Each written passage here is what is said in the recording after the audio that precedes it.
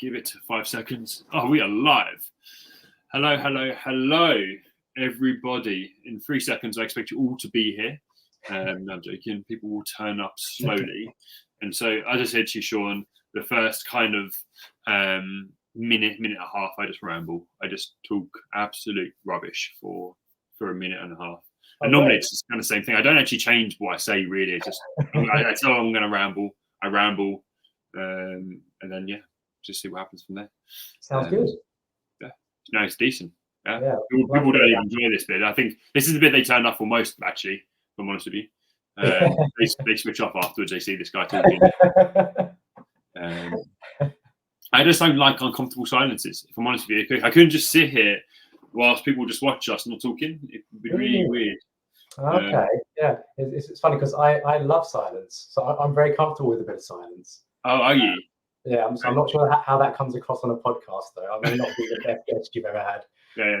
If I ask you a question, you sit there in silence, then I think maybe inviting you back next time you do something.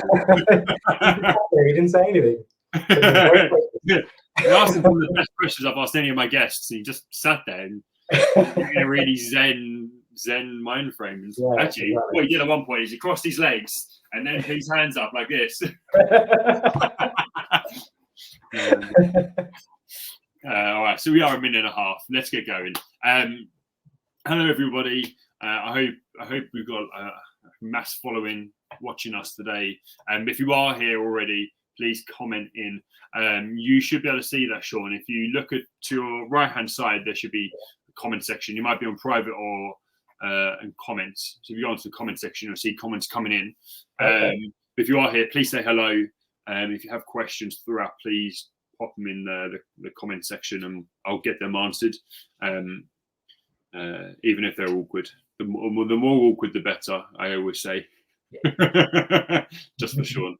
But yeah, no, I'm really looking forward to this. What Sean's doing at HSBC and what's done as well is pretty unique, I'm going to say. I'm not sure I know many other companies implementing a mindfulness strategy. Amy, I knew Amy was going to be here. I just knew it. Do you know Amy, Polly, Sean? I have seen her on LinkedIn, so I'm aware of her, but I don't think she knows me. Oh, there you go. Yeah, perfect. Well, Amy is a mindfulness guru as well. And so you guys need to have a call and have a chat. That's why I found her post interesting, actually. Yeah, she's got a cool personality. She's a cool human being, and she does some cool stuff within the mindfulness piece as well. Nice. Anyway, sidetrack, networking. Yeah, looking forward to this. As I said, HSBC are doing some cool stuff.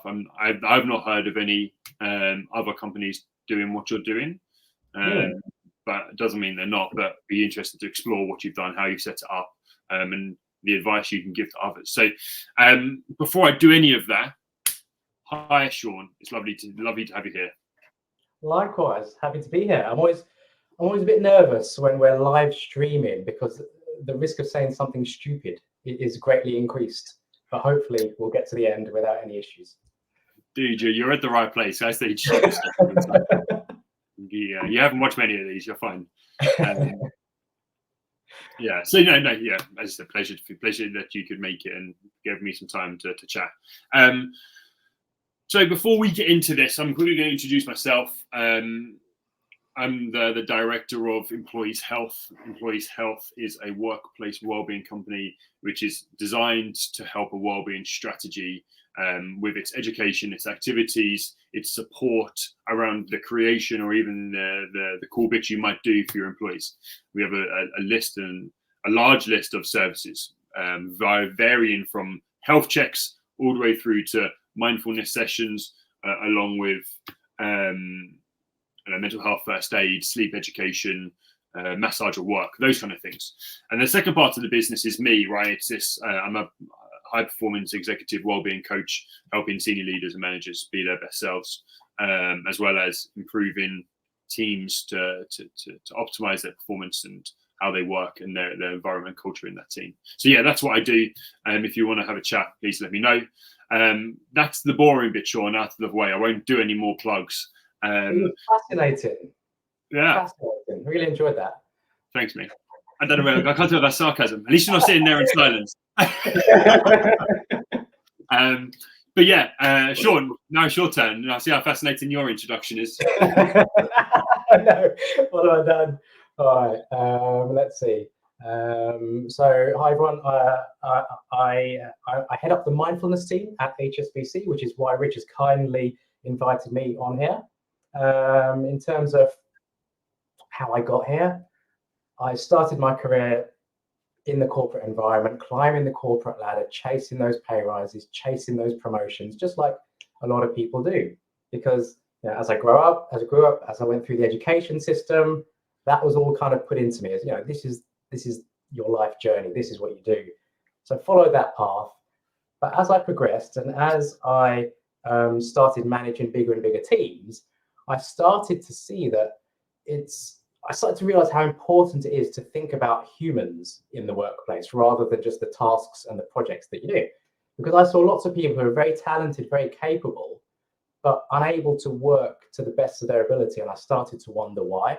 And that's why I started to investigate mindfulness, started to embed some principles of mindfulness into my teams and saw some good results.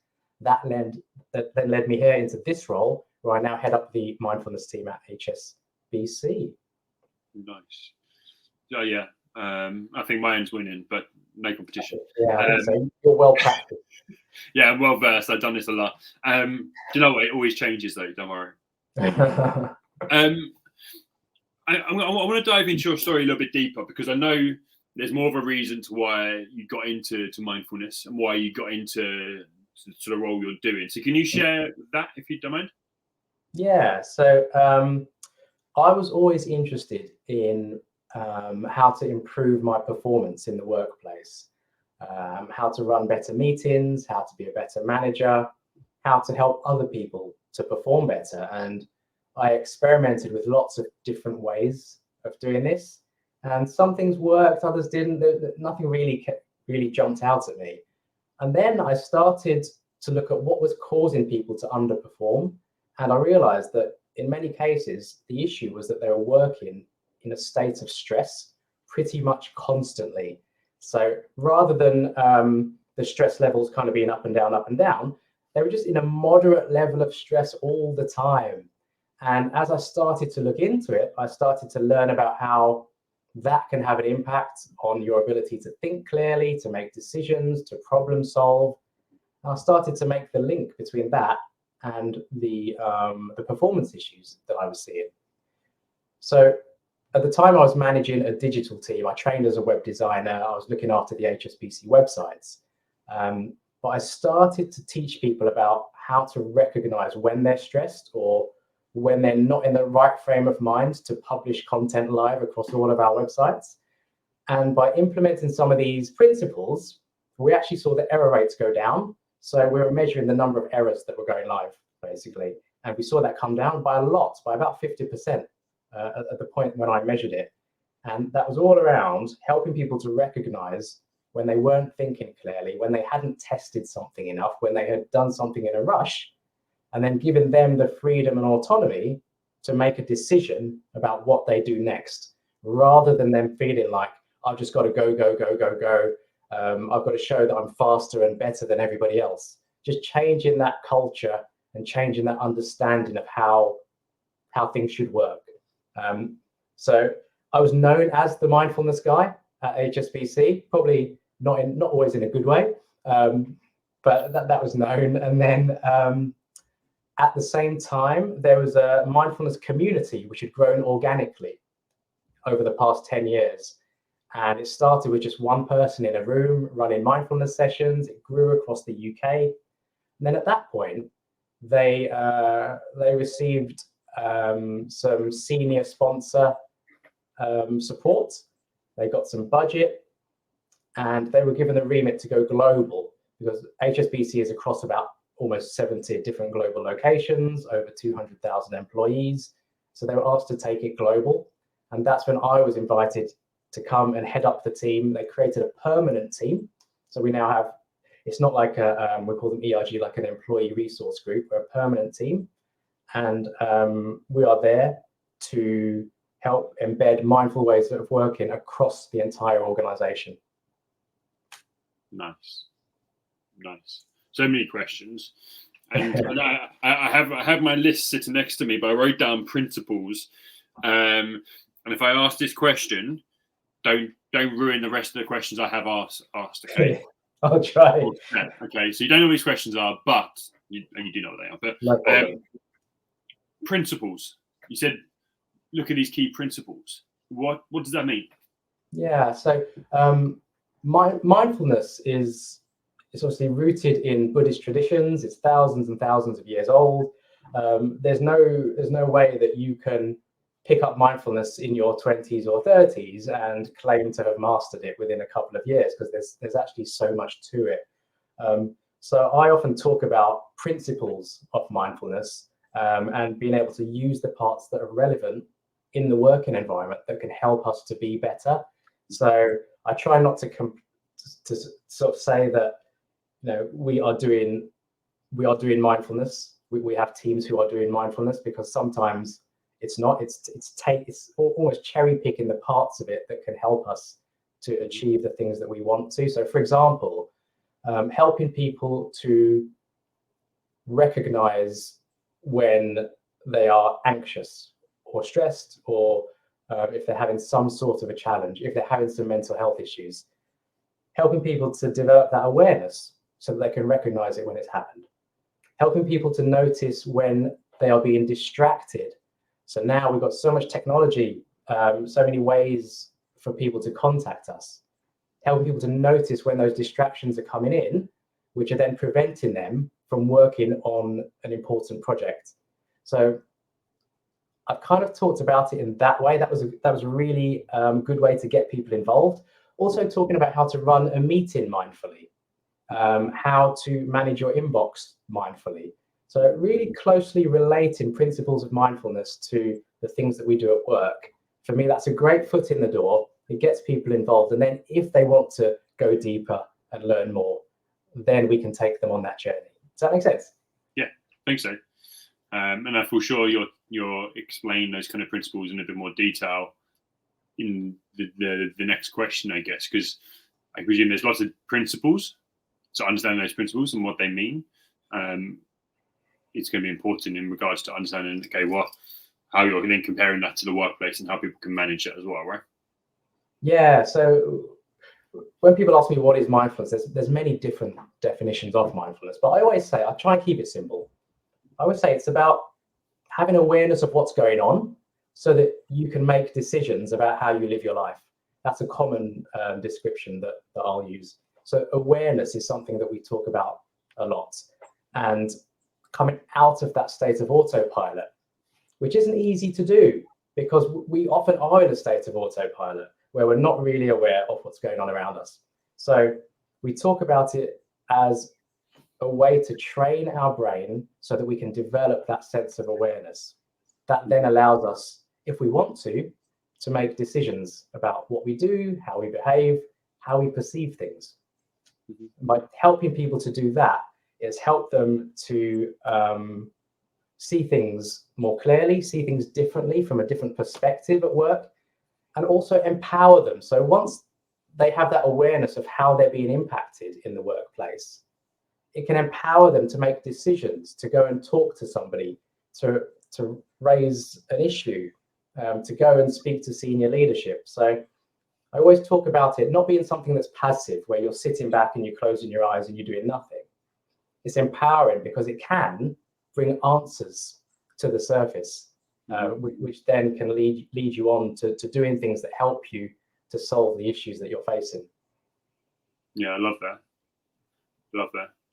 And also, like, such an important part to kind of my world and that performance piece when you talk about how to be a leader, how to manage groups. I think that's kind of important sections and segues into it as well, right? Yeah, mindful leadership is something we talk a lot about. And I mean, if you think about it, we go through the whole education system without really learning anything about how our brains work or how other people's brains work. We then go into the world of work, and there's a bit of a gap there where we're trying to survive in this environment, which is often set up in a way that our brains don't like. We then progress into management and leadership positions, and we still don't have that knowledge of how our brains are working and how other people's brains are working. So, for example, no two brains are alike. We all think differently. You put 5 people together, they'll probably all perceive the same thing in a different way. So just having a basic understanding of that one thing, that can help you to be a more effective manager or leader. Having that understanding that the way you see things is not the same as the rest of your team. And even I had this a few months ago, because there was a change that I had to communicate to my team. Quite a big change, but for me, it was a positive thing. And I was very excited about it. So I got them on the call. I told them, I said, yeah, this is all happening. It's going to be amazing. Ended the call. It turned out that change had caused a lot of stress and anxiety for the team, even though it hadn't caused any stress for me. And it was exciting for me. But I forgot that those people might see things slightly differently from me. And it's just something that happens all the time when you're interacting with people. It's a useful thing to be aware of. Yeah, 100%. It's like I'm sitting here thinking this podcast is going really well. You might not be thinking that, right? Yeah, I'm sit here in quiet, in silence, and reflect. I won't tell you.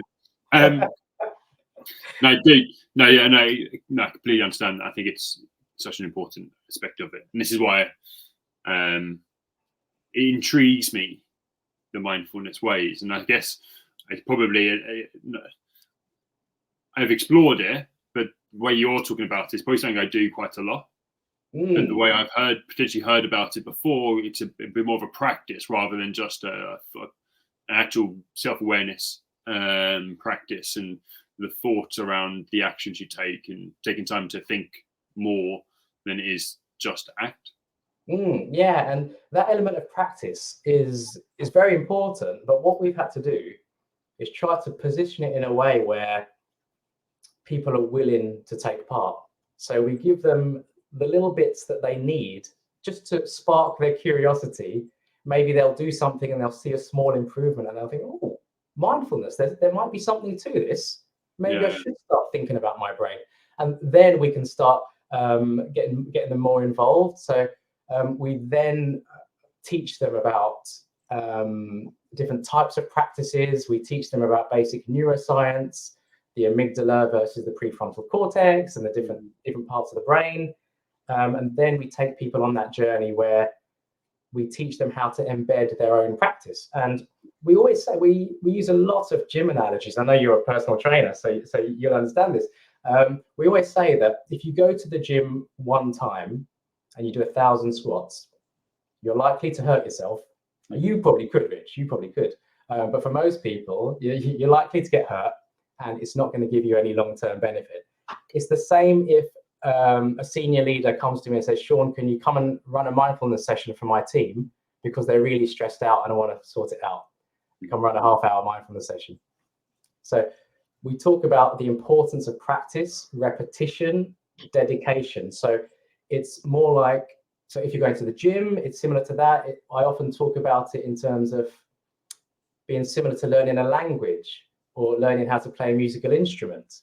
You need that repetition so that you hardwire certain processes, certain ways of thinking in your brain, and then they start to become automatic. And the more you practice, the easier and more automatic it becomes, so that with mindfulness, that can then become just part of the way you go about your life. Yeah, 100%. Do you know how, as you're talking about that consistent practice, and I kind of think upon kind of gratitude.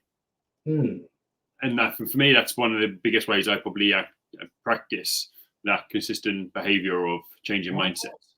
And so, I just, as you was talking, I was like, oh, actually, that's very similar to kind of basically the way I teach people about gratitude, because I feel that's the impact. It's the continual habits of changing mindsets to be more positive. And be gone. I was like, yes, practicing gratitude. It's one of my favorite practices. So I'm with you on that one. Yeah, 100%.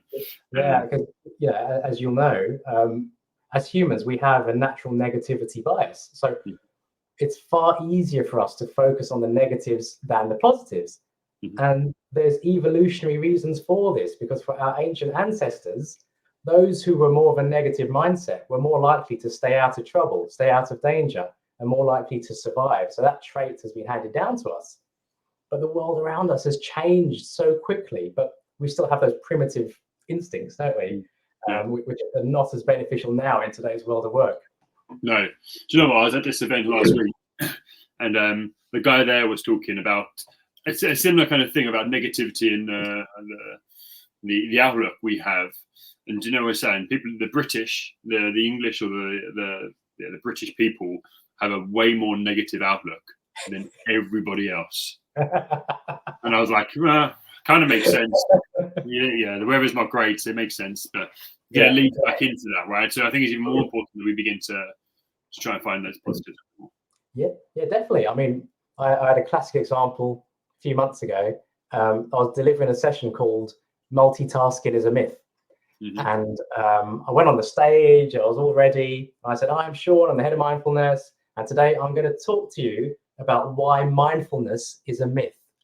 And I didn't know until the end when someone told me. But when they told me, even though the session went really well, there was so much that came out of it. What was the one thing that I focused on for months afterwards? It was that one mistake where I said the wrong word. That's my negativity bias kicking in. Yeah, it's crazy, isn't it? It's crazy. Yeah. I do it with sports all the time. It's one of my biggest issues. And it can be such a confidence booster. Confidence will get a knock, I guess. Yeah, and they say to look at kids. Look at kids when they're trying to learn to do something. They do not care how many times they fail. They'll get up and they'll keep going. Failure doesn't bother them. As we get older and we're conditioned to always be successful, to always be better, to aim for perfection, then kind of that idea of failure starts to go out the window. We become scared of failure to the point where we restrict ourselves because we want to stay in the safe zone. 100%. I think that's a massive problem in the working world as well. Yeah, agreed. I mean, we could go on and we could continue this kind of conversation for 8 hours, right? Only 1 hour. I'm going to get us back on script, Sean. One of these back into where we meant to be. So you've implemented this mindfulness strategy, and you're so used to saying wellbeing strategy. It's mindfulness strategy at HSBC. Can you kind of talk to us around what that looks like, how that strategy, what it looks like now, and then we can go forward to how it's kind of started. Yeah. So now what we're doing is we're trying to create mindfulness hubs in key global locations. And when I say hub, I mean a community of mindfulness champions. So we're providing training internally to train people so they become mindfulness champions. We teach them how to deliver guided sessions, deliver presentations about neuroscience and mindfulness. We've got about 200 champions now globally. And what we're doing is setting up these hubs where we've got those groups of champions who are able to embed mindfulness in a way that's relevant for that community. Because what we don't want to do is create a version of mindfulness that's relevant for us, the team in the UK, and then be sending that out to China, Hong Kong, India, Mexico, and saying, right, this is how we do it. We want to be respectful of different cultures, different preferences, different understandings of mindfulness. And the way that we're doing that is by creating these hubs. So those champions in the hubs can embed mindfulness in the right way for that location. So that's the core part of our strategy there. And we're doing that because we want to embed mindful ways of working across HSBC, and we feel like that's the most effective way to do it. Yeah. So what does that include then? Yeah. So we run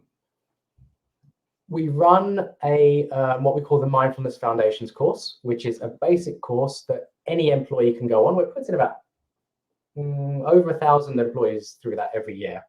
For anyone who's done an MBSR, it's very similar to an MBS, mindfulness-based stress reduction course.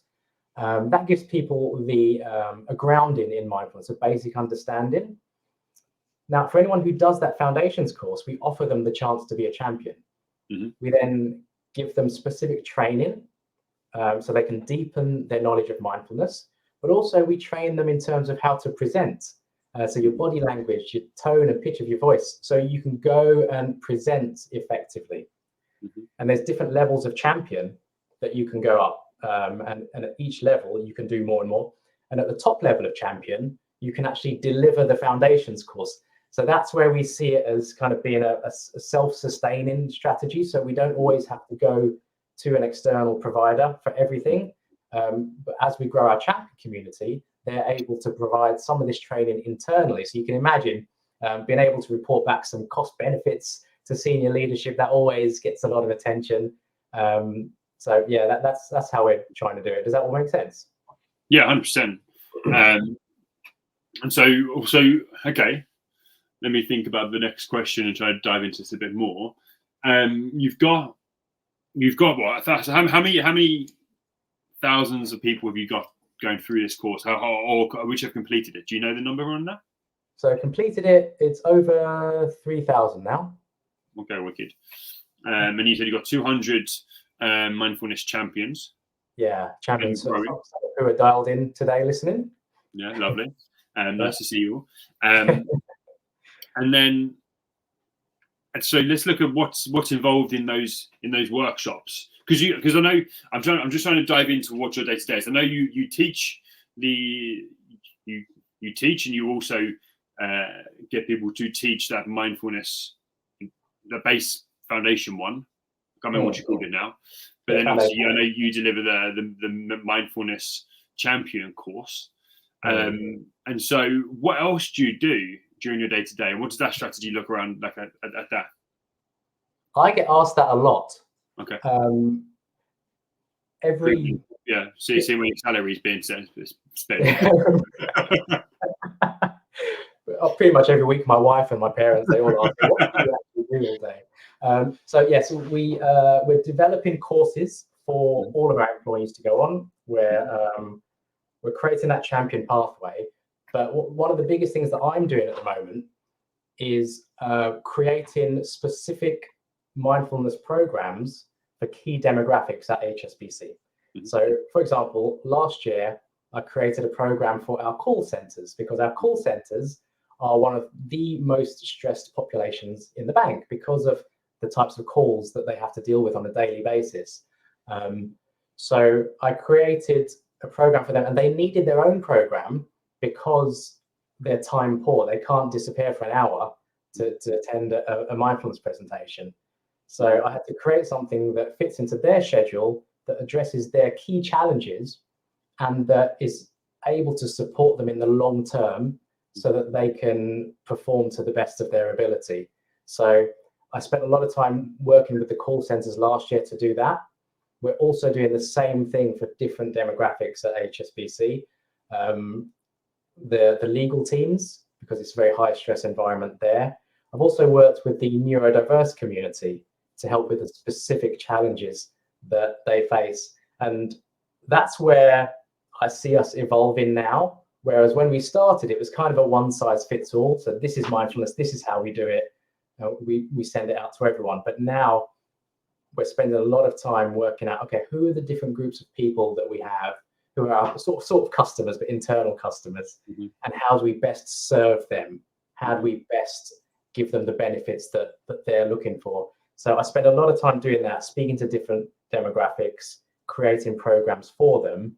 And then the other thing I do a lot of is try to embed what we do into internal processes, because then it's more difficult to get us out once we're embedded in those processes. But it's a good way to do things at an organization like HSBC, which is very big and very complex. If you try and create your own processes, like a new way of giving feedback or a new way of doing end of year reviews, you can't do that. So how to embed into internal processes, that's been a key part of my role. One of the biggest successes has been with the graduate and intern programs. So becoming a part of those programs. So as people are entering HSBC, they have that experience of mindfulness right at the start. And then the idea is they can then continue that journey as their career progresses, but we're starting them off on a positive foot so that they then have the tools to go ahead and build these amazing careers that they want to. Also working with HR in terms of kind of the people management processes they have, how to embed mindfulness in there as well. And That's a big job at a company like HSBC. Yeah, for sure. This is why it's so interesting. This is why I'm so glad I had you on here. This isn't in my question list, and it's just reminded me. I know that HSBC, you and the HR and the Wellbeing team work closely together, but there is a separate Wellbeing team, there is a separate HR team, and there is also a separate Wellbeing strategy in place. How well does that collaborate? How much do you talk and create work and co-create work? Yeah, so we have a global Wellbeing team. They look after the 4 pillars of wellbeing across the organization. And we are not part of that team because mindfulness grew organically. Mm-hmm. It was probably never meant to be a permanent part of HSBC. It was just a community of people who enjoyed mindfulness and found it helpful. We then got to the point where we were quite big and a senior sponsor came along, but that senior sponsor was not part of Wellbeing. So that's how we've ended up being separate to them. But from very early on, it was clear that we had to work with them because they've got their calendar of events and activities that they're running. So there's no point us running a load of sleep sessions when 2 months later, Wellbeing are doing a massive global sleep campaign. Yeah. So we share our calendars of activity. I will look at the Wellbeing calendar and look through all the events they're running and look for any opportunities where mindfulness can be a part of it. And it can be anything. It can be even if they're running a campaign on physical health. I'll look at it and I'll say, well, how can we have some involvement there? And I did a session a while ago where I was talking about mind-muscle connection. So when you go to the gym and you work in a muscle, as you know, if you focus on that muscle, then you could see a bigger impact. Arnold Schwarzenegger was talking about this in the 1970s. He was talking about when he's curling a dumbbell, he imagines his bicep swelling to the size of the room. So that's the sort of thing that I'll go to a physical well-being event and I'll talk about that sort of thing. Because mindfulness is quite flexible. It can fit across a number of different areas. Yeah. I like how you use the term mindfulness because I would use kind of that a mindset word. You're using the mindfulness. And I love that because then you can implement it to everything.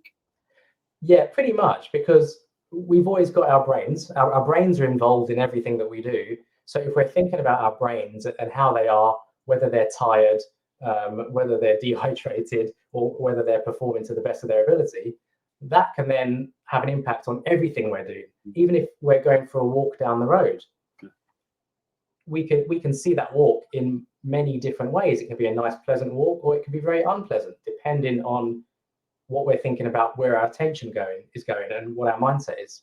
100%. I feel like it should be mind or kind of dash fullness. Yeah. Is the way you focus so much on that mind. Yeah, well, we often say, are you mindful or is your mind full? That's like a common phrase that we use here.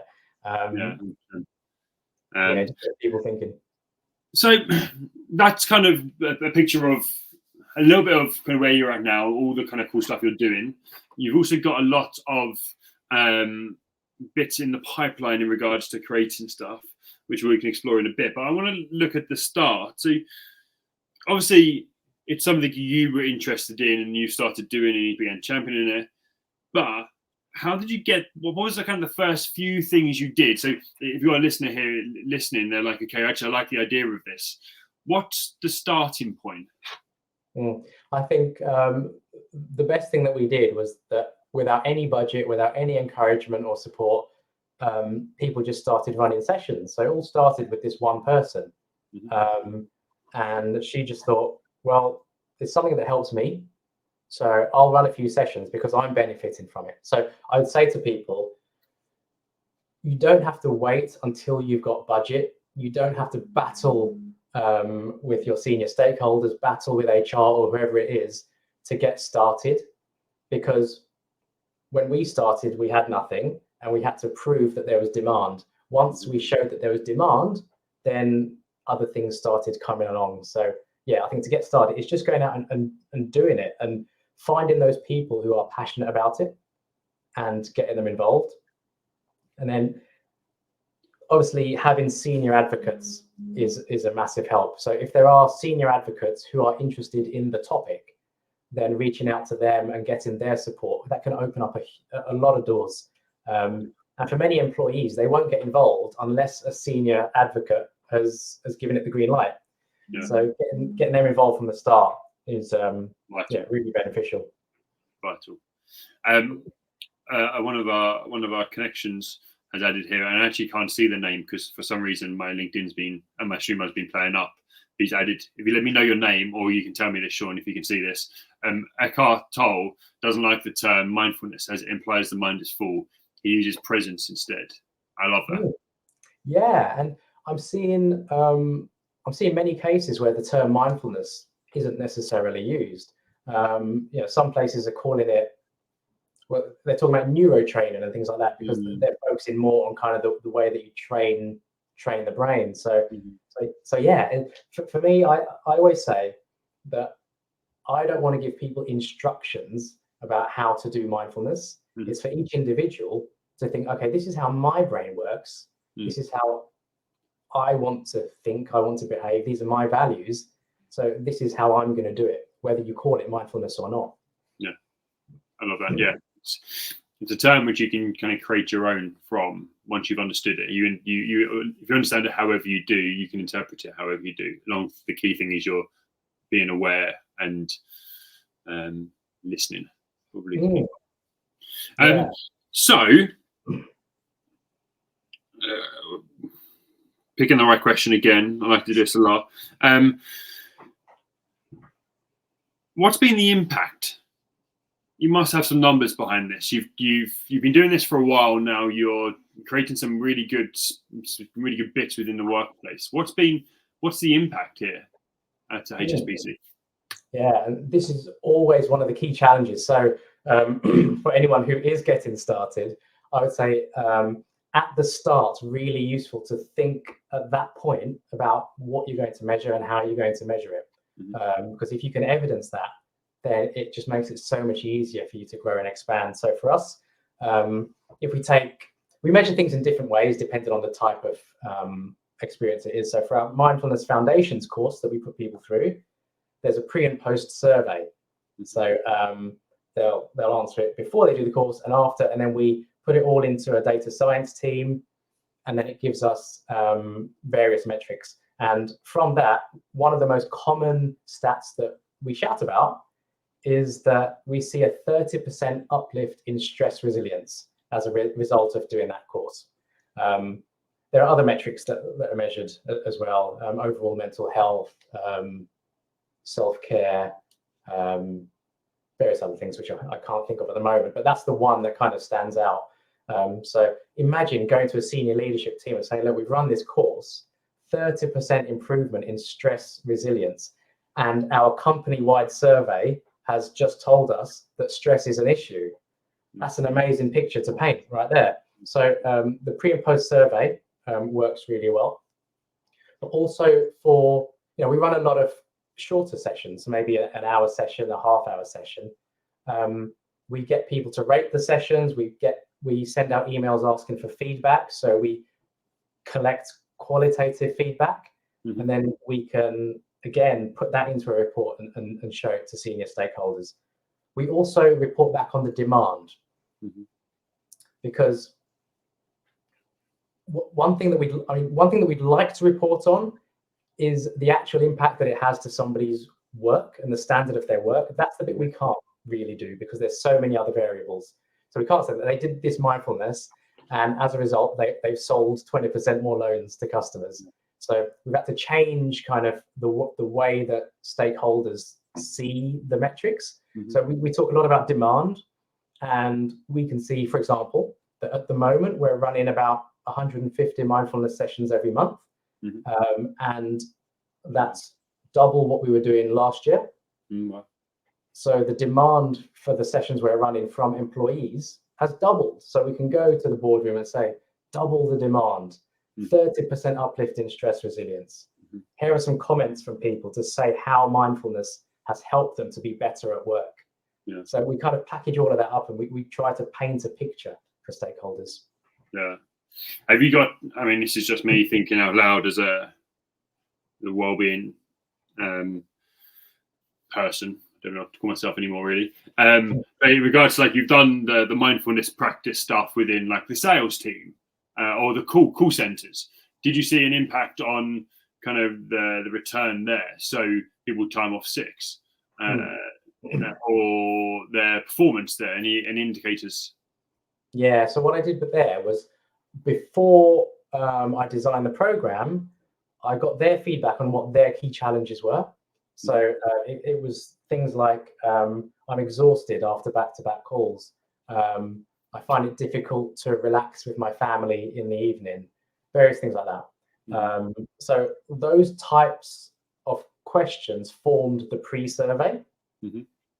Then at the end of it, we were able to show, okay, so for these specific challenges that the agents mentioned, this is the uplift that we've seen in these areas. So in terms of being able, as an example, being able to bounce back from a difficult call. Before the intervention, 20% of people said it's easy to bounce back after a difficult call. Afterwards, it went up a little bit to 30-35% or something like that. It's more than a little bit. Yeah, now find it easier to bounce back from those calls. So for all the challenges that they faced, we were able to show uplifts in those as a result of the mindfulness intervention. And I will say, it's good to be cautious with these sorts of things, because when I talk about it, because I'm so enthusiastic, it can make it sound like some sort of miraculous cure that can solve all your problems. But what I'm certain of is that if I don't continue working with them, and I now just drop off and leave them to their own devices, it's likely that everything will go back to how it was before. So it's helping them to embed healthy working habits in the long term. What I don't want is to do an intervention, see some uplifts, and then I disappear, and then I haven't actually helped any people. So I think it's that follow-on which is really important to help them embed those healthy habits. Yeah, and also, like, similar to the culture piece, isn't it? It's actually creating the culture of these habits. It's not just one or two people in using the principles you've given them, or the concepts and behaviors you've helped them ingrain. It's actually the whole team encouraging it. It's the whole team bringing that to the workplace as well, which is vitally important. And that just takes time as well, right? Yeah, exactly. Because as part of the pre-survey, I asked, have you ever thought about mindfulness as something that could help? Pretty much everyone said no. At the end of it, in the post-survey, 98% of agents said that they think mindfulness should be a permanent part of their department. So those are the sorts of things, even though that was actually a big number that we sent off at the end of the year to say, look, this is what the people are asking for. It wasn't so much like the uplifts in the different metrics. It was that one, 98% of your people want mindfulness as part of their role in the contact center. As a result, this year, we've just started embedding it into the call center induction process. So when new employees come into the call center, they now go through mindfulness sessions as part of their joining. Love that. Yeah, so building culture, right? It's building environments, it's building positive behaviors from the start to finish. Yeah, right? Exactly. And I wasted a lot of time trying to figure out, how do I show that mindfulness is helping HSBC to make more money? How do I show that mindfulness is helping us to sell more products or to improve customer service? And I realized that in a lot of those cases, it's so difficult and so complex, I could be running around in circles for the rest of my life. So I had to change the way that I was measuring things, change the way that I was reporting things, and work with senior stakeholders so that they could understand why that was the case. Yeah, 100%. Love it. I've got another question. I've got a question here for you. Well, two questions actually. Let me read out both of these. I can't see the names of the person who commented again. So if you can you see that, Sean? The questions? I'm looking in the comment section. Yeah, I can see the last two that have come in. Yeah, who's commented? Yeah, LinkedIn user, it says. Okay. Yeah, so we don't know either. Comment your name if you are listening. Do you run sessions online or face to face, and which ones are most popular? Also, how often do you run your sessions? And then lastly, do you use mindfulness applications, or are you all your sessions delivered by facilitators? Yeah, so we do both online and face-to-face. So depending on what the employee requests, they can choose. So if it's a global team and they've got people in lots of different locations, it'll be online. More than 90% of our sessions at the moment are online. But we also do face-to-face.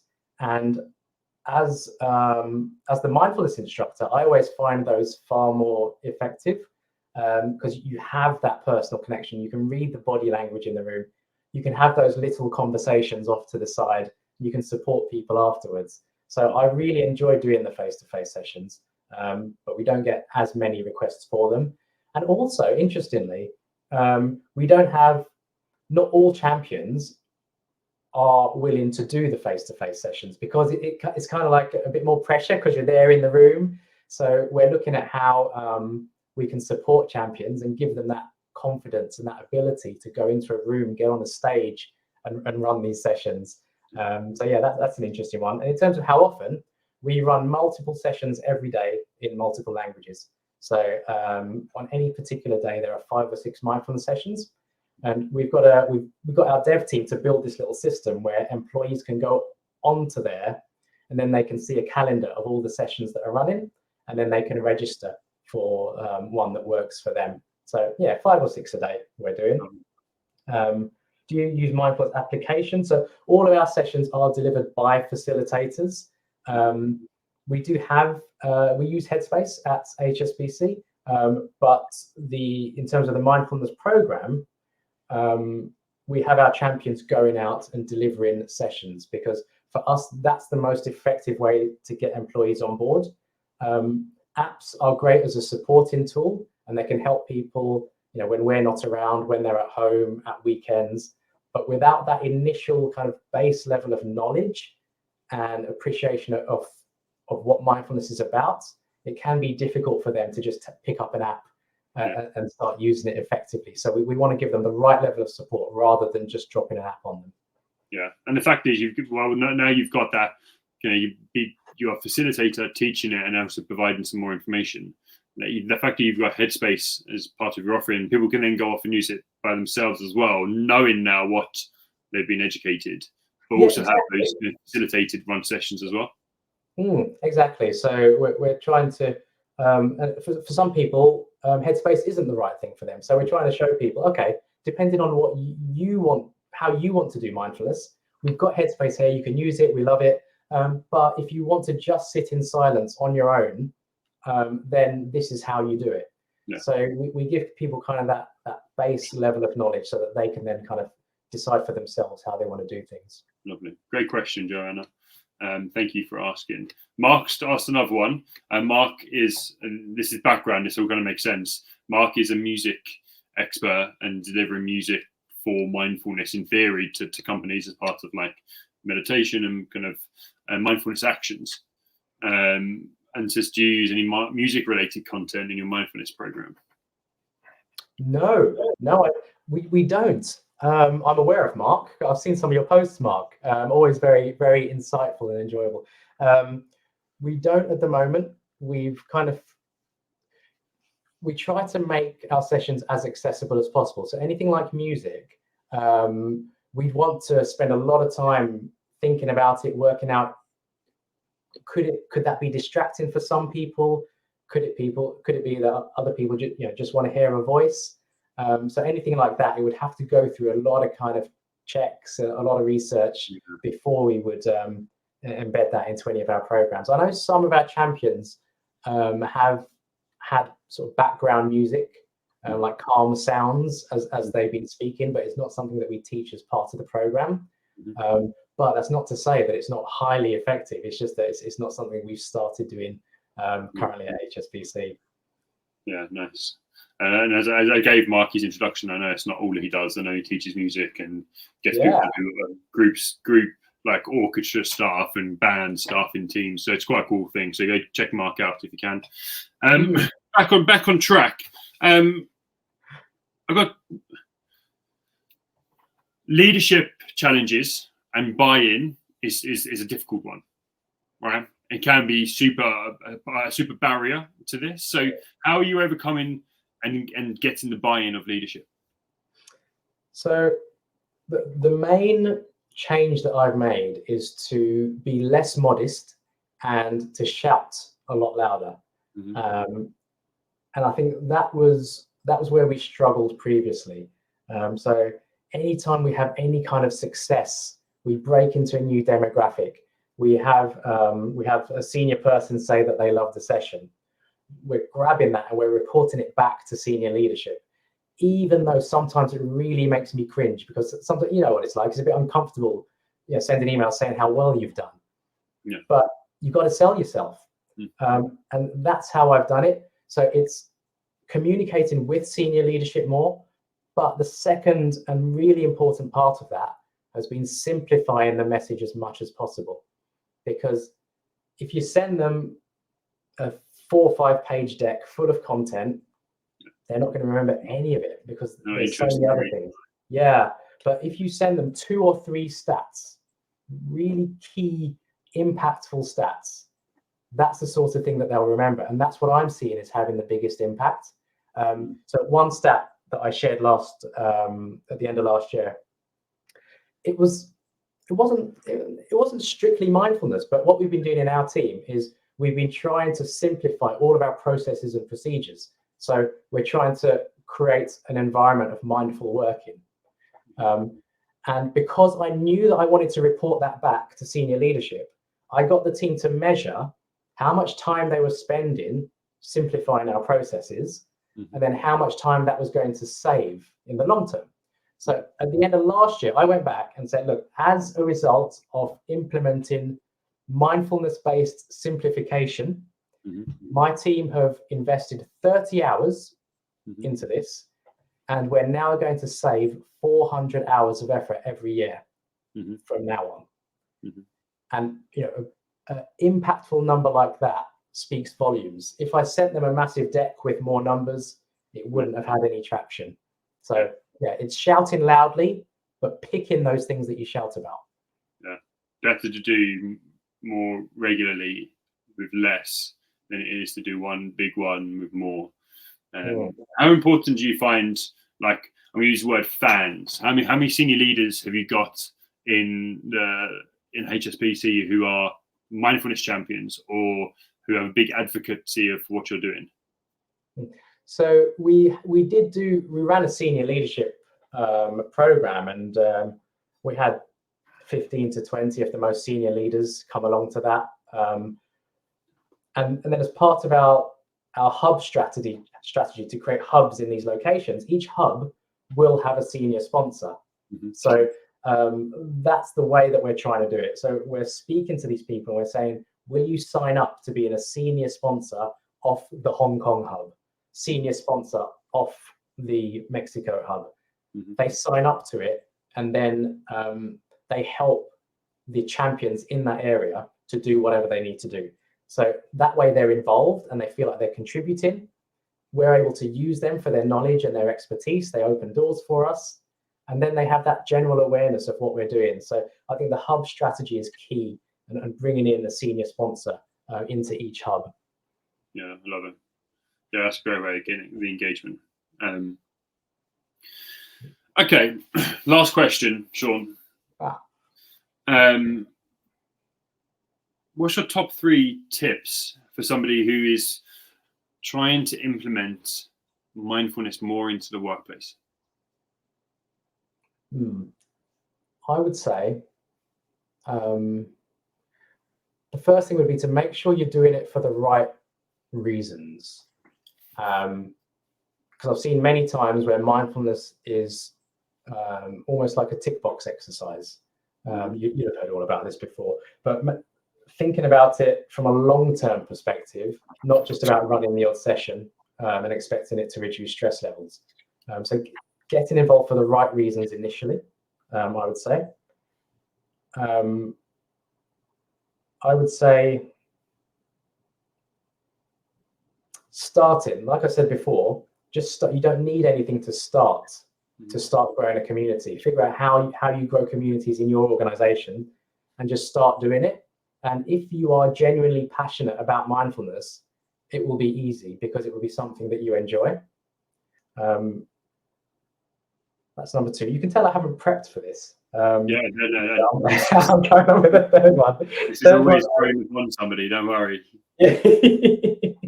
Third one, I would say the senior advocate's very important, to finding those senior advocates who will go into bat for you and who'll open doors for you. Then the other thing, I'm going to go with the fourth. The one thing I've seen with our champions is if you're creating a community with champions who also have a day job, what you don't want to do is get them into a position where they're doing so much, they're doing 2 jobs effectively, and then they're burning themselves out, and then they can't help anybody else. So it's treating your champions with care, treating them as superheroes because they volunteered to do this on top of their normal job, and thinking about how to reward them, looking at what internal processes you have for rewarding employees and making sure that they get all the rewards, all the attention, all the thanks that they deserve, because without the champions, it's very difficult to grow a community. 100%. Sean, that's it. That's perfect. You broke the rules, but I'll let you off with that. And you haven't sat there in silence. You haven't sat there in silence the whole time. I haven't.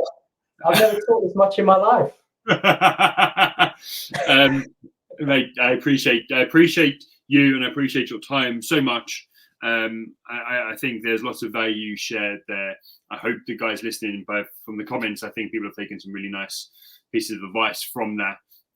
So I really appreciate you kind of sharing everything you're doing and how people can also maybe replicate that as well. So yeah, really appreciate it. And thank you again for coming on and talking.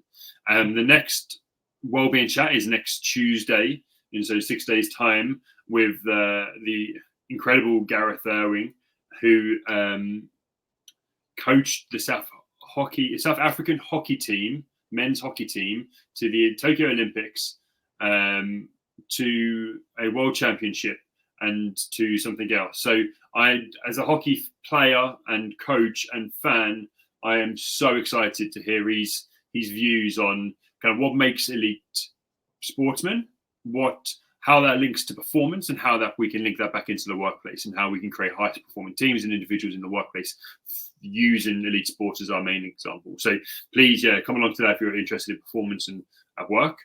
But in the meantime, Sean, stay where you are. Everybody else, see you soon. Have a lovely finish to the week and a lovely weekend. Take care. Bye-bye. Thanks, guys.